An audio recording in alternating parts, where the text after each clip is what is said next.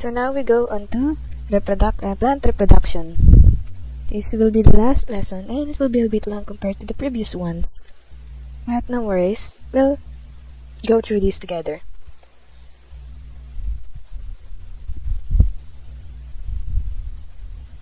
There.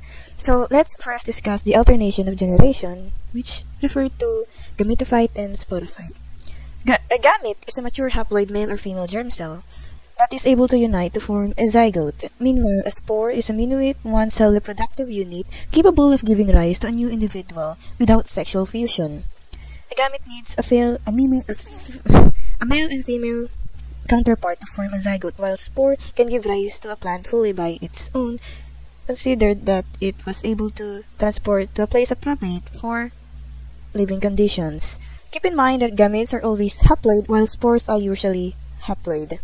So the gametophyte, it produces gametes via mitosis, which produce daughter cells, the same same number of genes as the parent, which fuse to form a diploid zygote. So the gametophyte produces gametes, which produces a zygote, and the zygote will develop into a mature multicellular diploid individual called sporophyte, which will produce haploid spores via meiosis. The haploid spores will then develop into a mature multicellular haploid individual. It will be a cycle. So the gametophyte, it will produce gametes, and the gametes will form a zygote, which will then grow into a sporophyte, which will give rise to haploid spores, and the spores will develop to haploid gametophytes. Multicellular haploid gametophytes. The ploiophytes or the mosses. In this picture, what you can see from here is the haploid gametophyte. It is a gametophyte-dominated life cycle. The sporophyte is dependent on the gametophyte. Then meanwhile, the ferns, which are seedless vascular plants, meaning that they don't depend to be near water or moisture at all times to live, unlike moss. It is a sporophyte-dominated life cycle. What you can see in the picture is the sporophyte, while gametophyte is dependent on the sporophyte. But keep in mind that in ferns, gametophyte can be independent from the diploid sporophyte. The life cycle of ito yung life cycle ng ferns and moss. So the gametes, these were their individual gametophytes, it will produce gametes, which will then fuse into a zygote, which will give rise to the sporophyte, which will then release spores. This is the case for moss, the gametophyte-dominated plant, while in the fern, the sporophyte-dominated plant. Meanwhile, the angiosperms and gymnosperms are similar to that of a ferns, but the thing is, the gametophyte is dependent on the sporophyte. Unlike ferns, where the gametophyte can be independent. Both angiosperms and gymnosperms are dominated by the sporophyte stage. What you see, the trees, the plants which contain flowers, they are the sporophytes, and the gametophytes are just the parts in the flowers or the conifers. The angiosperms and gymnosperms differ that ang mga angiosperms ay may bulaklak, ang mga seeds nila ay nakikita sa prutas, and meron silang double fertilization, which will be discussed later. Meanwhile, the gymnosperms, they don't have flowers, they have naked seeds, and they don't have double fertilization. So we will discuss more on the reproduction on angiosperms. Let's start first with the parts. Apologies for the technical error. Here is an example of a flower dissected. So the flowers are fruit-covered seeds. And flowers, they are adaptations to attract pollinators due to their appearance, their scent and appearance. Meanwhile, fruits are adaptations to facilitate seed dispersal, while double fertilization is an adaptation to invest resources for nourishment of the developing embryo. So double fertilization, one fertilization is for the making of the embryo, while the other is for the nourishment of the embryo. Sa mga angiosperms, sa flowers, the outermost layer that you can see here is the sepal. It is the green leafy structure that protects the developing flower bud. In this case, we can see that the sepal is colored yellow. Meanwhile, petals, they are modified leaves which are usually brightly colored. In the diagram that's provided, the taker of the picture didn't signify any petals in the flower. This can be the case, or it can be that the one that's marked sepal can be the petal, because usually the sepal is colored green while the petals are brightly colored, and they're the ones responsible for attracting pollinators. And third layer. So pagkatapos ng sepal and sa petal, meron tayo dun sa male reproductive structure. the stamen. So, the stamens, a stamen, a single stamen, it is composed of an anther and a filament. The anthers, they contain the microsporangia that produce microspores, which then become male gametophytes. So the anther is responsible for storing the microsporangia, which will produce microspores, which will then develop to male gametophyte. Meanwhile, filaments are the structures responsible for supporting the weight of the anther. So again, this is the stamen. Meanwhile, the innermost structure contains the female reproductive parts. Pistil, the one denoted here, a pistil is a collection of carpels. So a carpel, single carpel, it is composed of stigma, style, and ovary. The ovaries contain megasporangia that produce megaspores. Kanina, anthers, they contain the microsporangia, which produce microspores, which then develop to male gametophytes.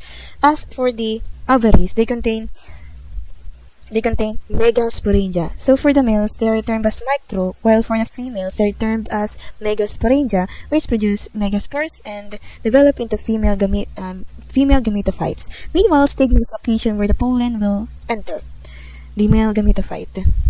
And then style is a structure that connects the stigma to the ovaries. So medyo basic lang naman. The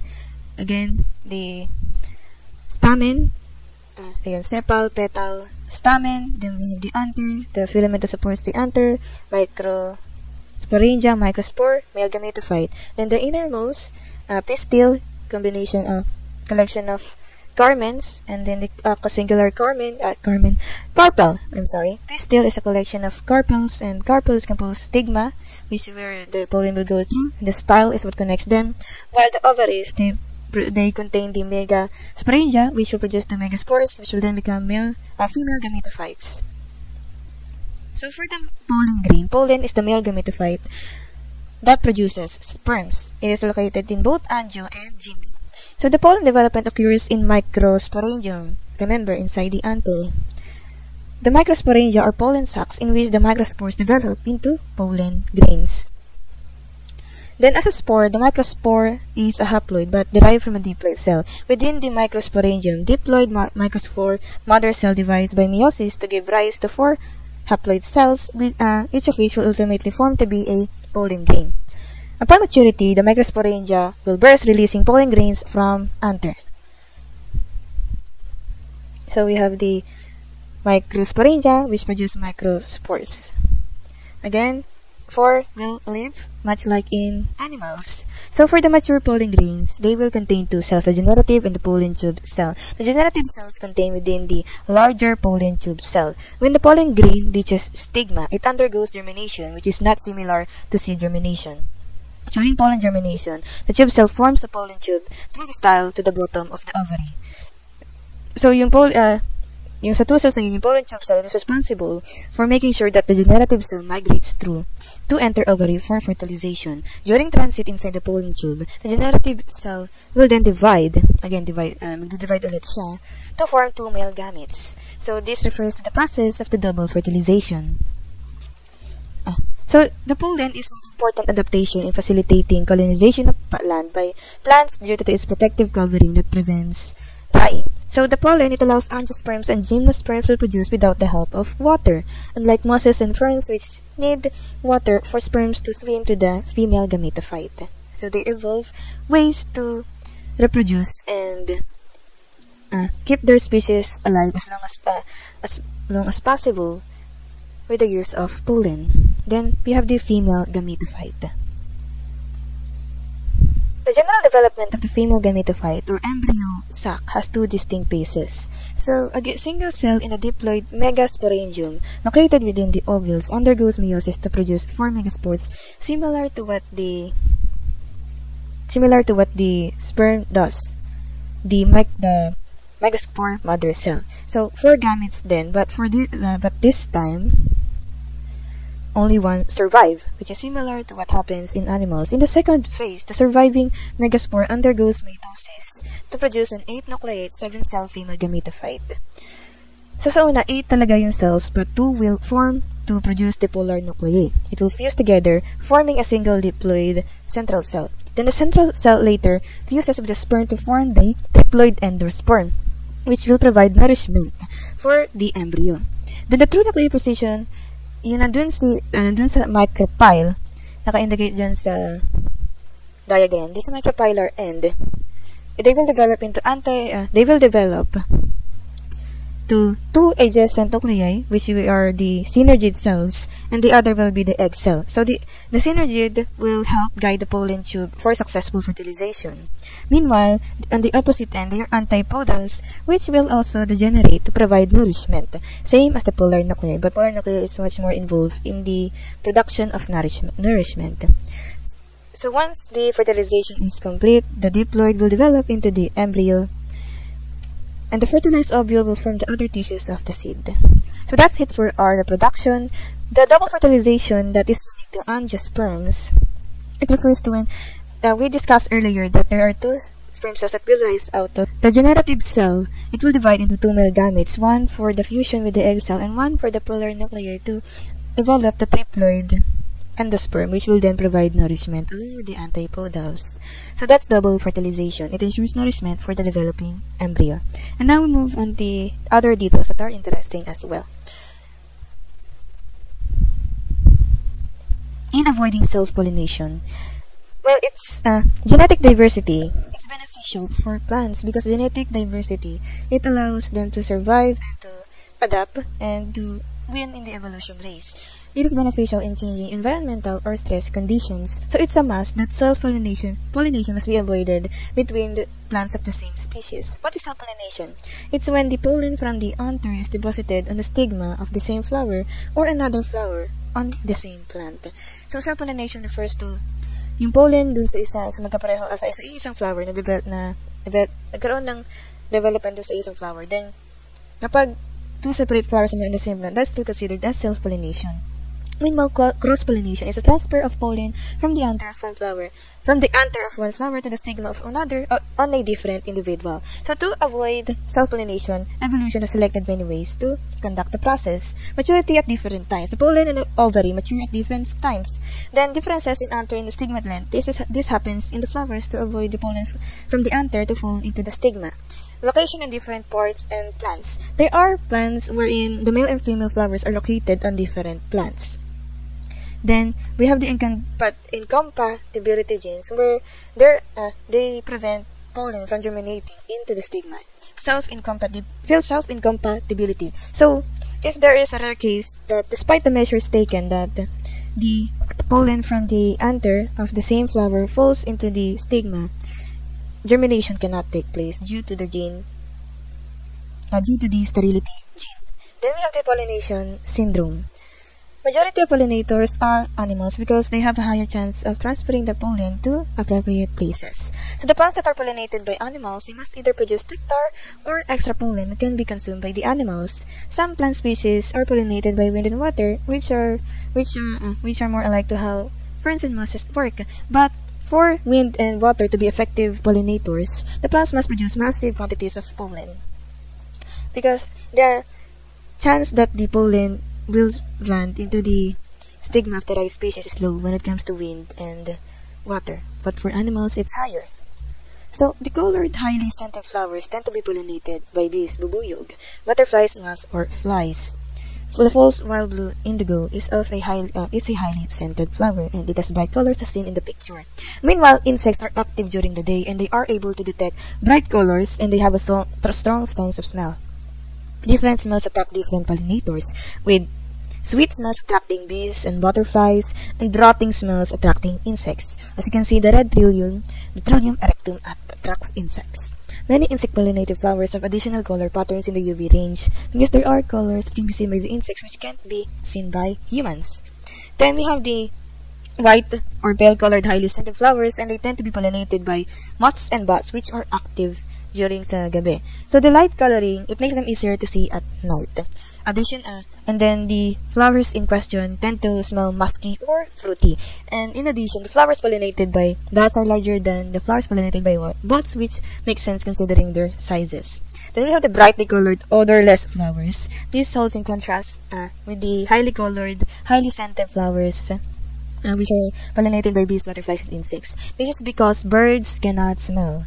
They can see They can see the colors, but they can't smell. So the flowers, the flowers pollinated by birds need to adapt to this sense of to the sense of the bird.